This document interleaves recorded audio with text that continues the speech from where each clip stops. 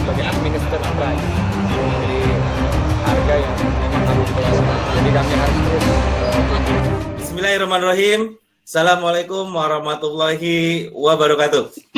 Waalaikumsalam warahmatullahi wabarakatuh. Selamat pagi, salam sejahtera buat kita semua. Kita berdoa ya, berdoa yang dipimpin oleh Aida. Silakan Aida untuk memimpin doa untuk pertemuan kali ini. Sebelum kita memulai pelajaran pada hari ini, ada kalanya baiknya kita berdoa terlebih dahulu dengan agama masing-masing. Amin. Terima kasih Aida, saya absen terlebih dahulu. Afra? Hadir, Pak. Aida? Hadir, Pak. Untuk membangkitkan ya rasa nasionalisme dan merasa persatuan dan kesatuan kita dalam diri kita, yuk kita akan nyanyikan lagu Satu Nusa Satu Bangsa ya.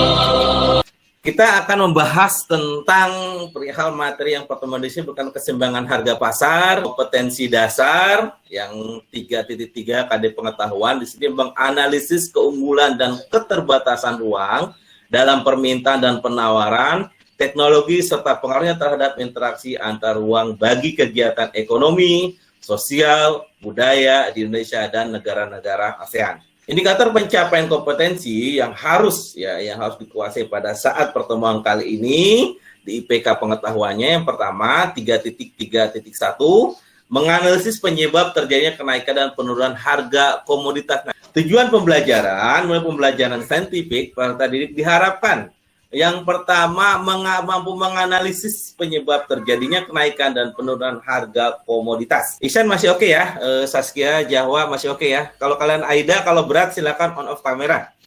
Iya, Oke. Pak, masih.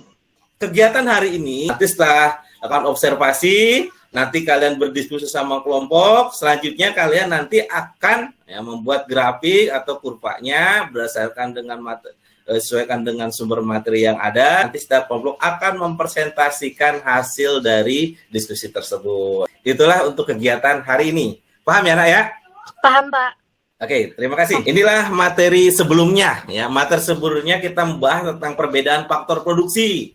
Ya, pertemuan PPL pertama kita membahas perbedaan faktor produksi yang membahas tentang faktor produksi alam dan faktor produksi manusia. Materi keseimbangan harga yang akan kita bahas kali ini. Kita ketahui perlu adanya keseimbangan harga ini. Pertama ada timbul permasalahan antara sebuah harga yang ditawarkan oleh penjual dengan yang jumlah yang diminta oleh sebuah konsumen, ya nanti akan saling jumlah permintaan kemudian ketemu nantinya di titik equilibrium atau titik keseimbangan harga sehingga melempuknya harga pasar. Nah, harga pasar di kita bisa lihat, kita observasi contohnya harga beras.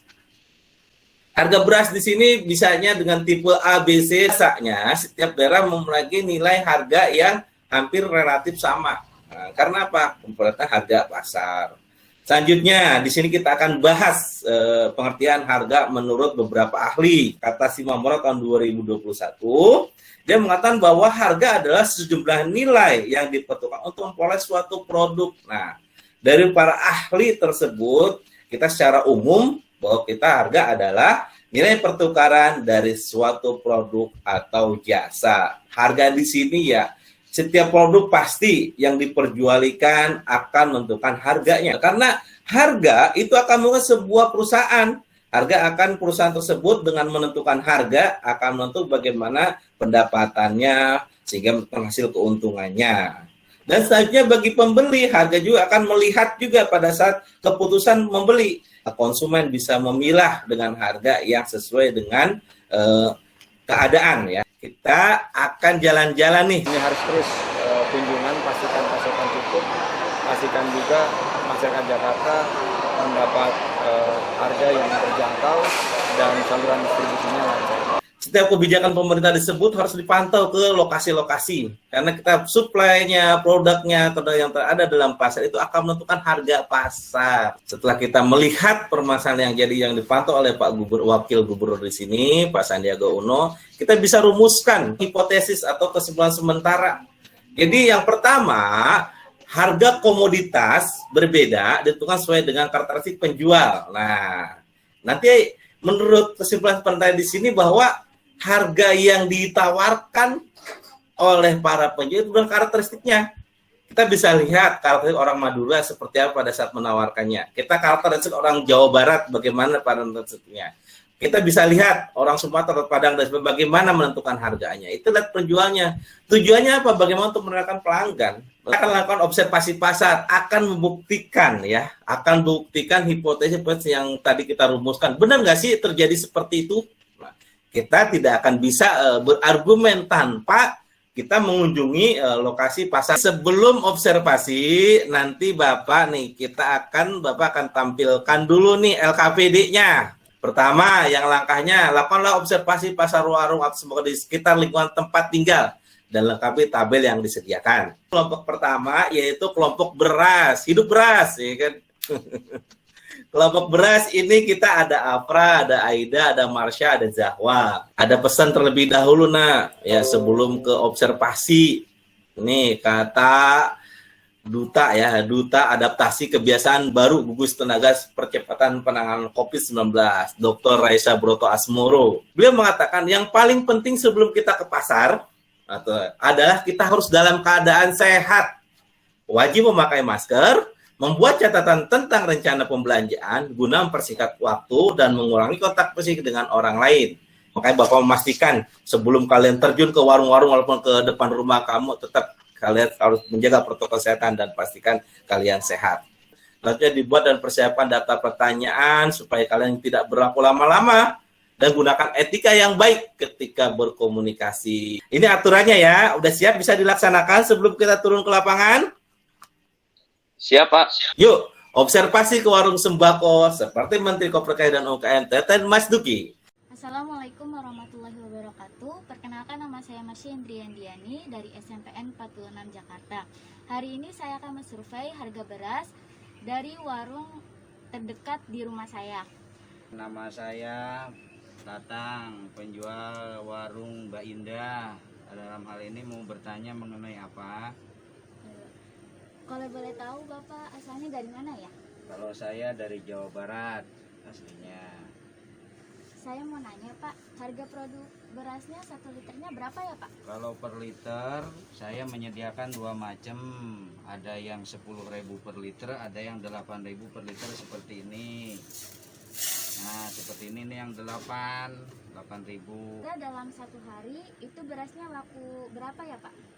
Kalau selama COVID ini belum tentu, kadang-kadang habis, ada 2 liter, 5 liter, kadang-kadang nggak sama sekali. Selama COVID ini mungkin karena keperluan mungkin banyak ya yang warganya yang untuk membeli beras nggak ada yang mampu mungkin. Terima kasih banyak ya Pak. Sama-sama, iya, semoga sukses ya. Amin, terima kasih. Wassalamualaikum warahmatullahi wabarakatuh. Kelompok 1, kelompok 2, kelompok 3, Bapak tadi sudah beliau menyaksikan ya aktivitas kalian observasi pasar. Gimana kesannya?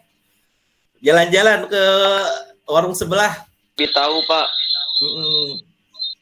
Jadi lebih tahu, kayak bisa tahu harga-harga produk ini, terus bisa tahu jumlah produk ini kalau misalkan di bulan ini atau di masa pandemi gimana. Jadi gitu sih, Pak.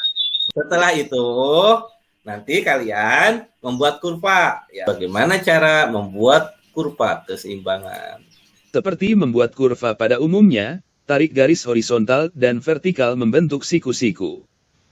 Kemudian masukkan data jumlah barang atau Q pada garis horizontal.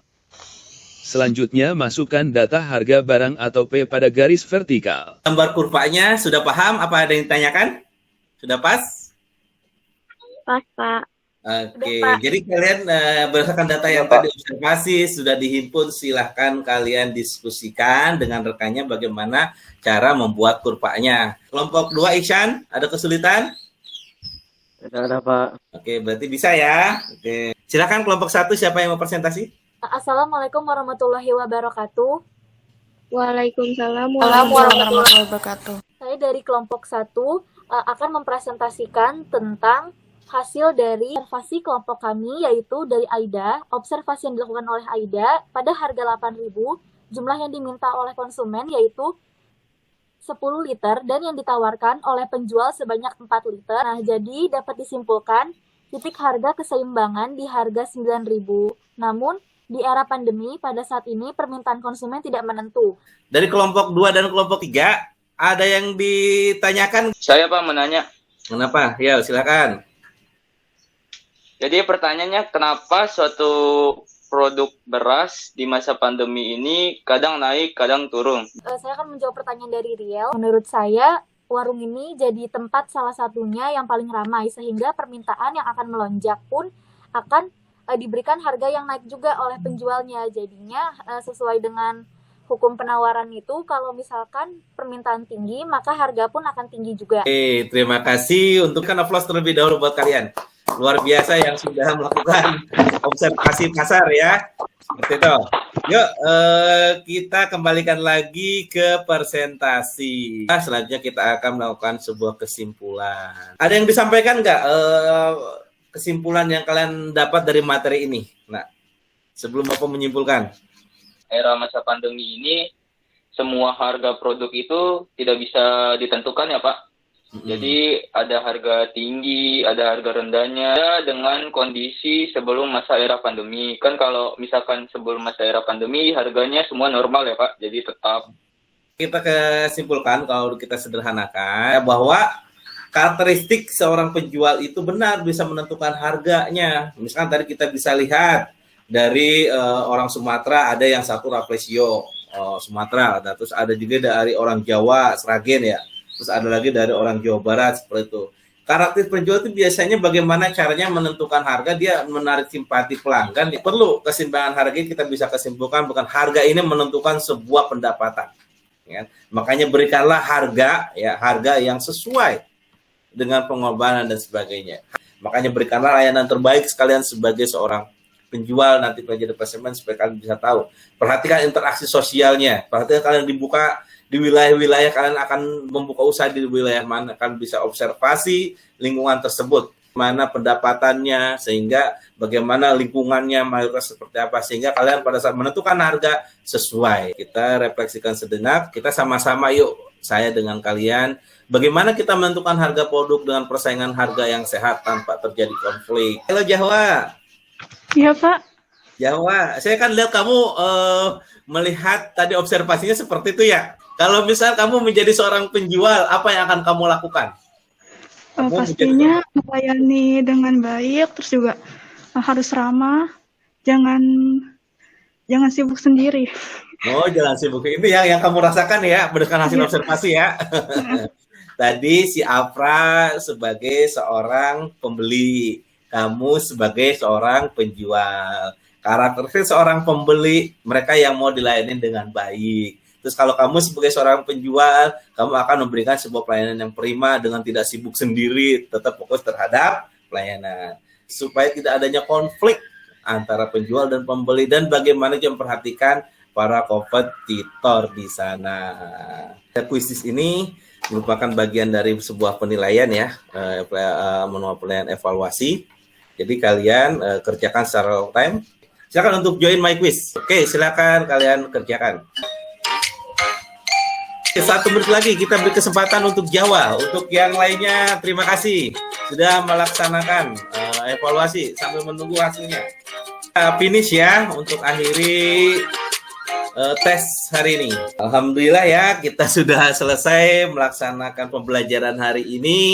Ya, saya berpesan dalam era pandemi seperti COVID di sini, ayo tetap jaga kesehatan, jaga ini ya protokol kesehatan. Dan pesan buat orang tua selama sehat untuk Bapak Ibu, orang tua peserta didik ya di masa liburan antar siswa terus menjaga kegiatan pembelajaran di rumah. Untuk pertemuan kali ini saya ucapkan terima kasih buat kalian ya. Dan yuk kita tutup dulu terlebih dahulu. Silakan Riel untuk pimpin doa tutup. Teman-teman, sebelum kita mengakhiri ini, baiklah kita untuk berdoa menurut agama dan kepercayaan masing-masing. Berdoa dimulai. Doa selesai. Oke, terima kasih Riel untuk yang telah memimpin doa. Terima kasih buat semuanya kalian yang sudah mengikuti pembelajaran hari ini ya. Jika mohon maaf kalau misalkan ada kata-kata yang kurang berkenan, misalkan tetap jangan pernah merasa puas dan tetap mencari sebuah truth untuk memperkaya ilmu kalian. Wassalamualaikum warahmatullahi wabarakatuh. Waalaikumsalam warahmatullahi wabarakatuh.